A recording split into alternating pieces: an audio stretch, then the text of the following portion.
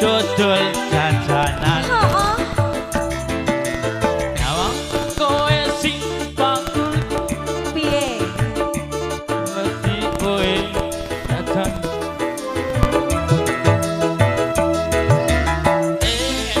Kuwi pancen bener Mas, tapi mung dari siji jenenge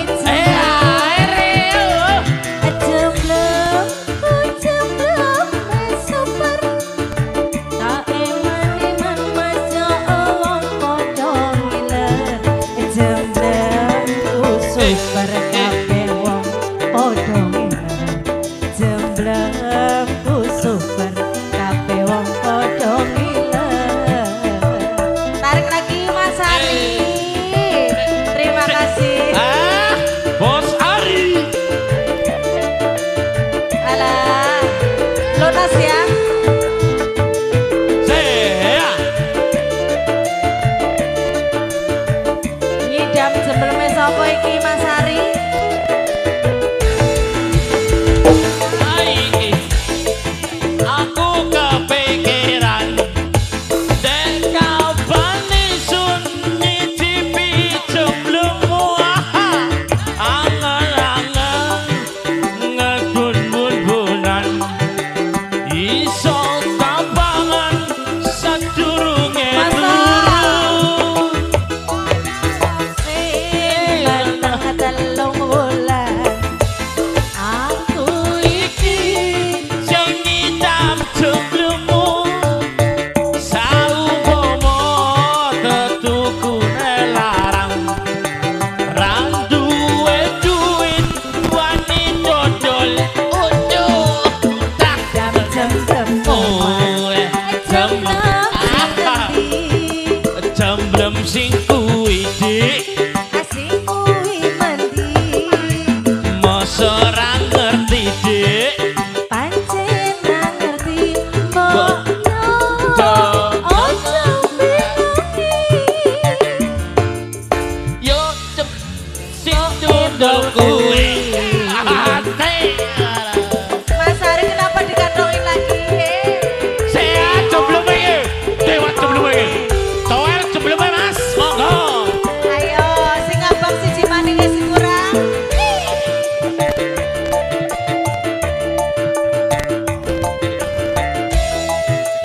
Ibu, mohon izin ya Bu ya.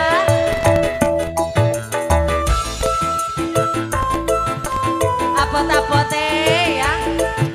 Mbak Mas Ari. Pokoknya jangan ngantuk dong.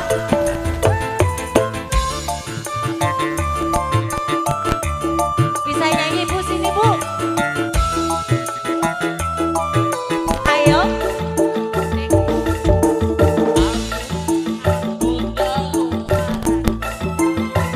Apa yo bener kowe dodolan jajan.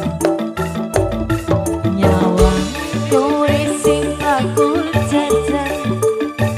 Mesti wae jajanmu yo enak tenan.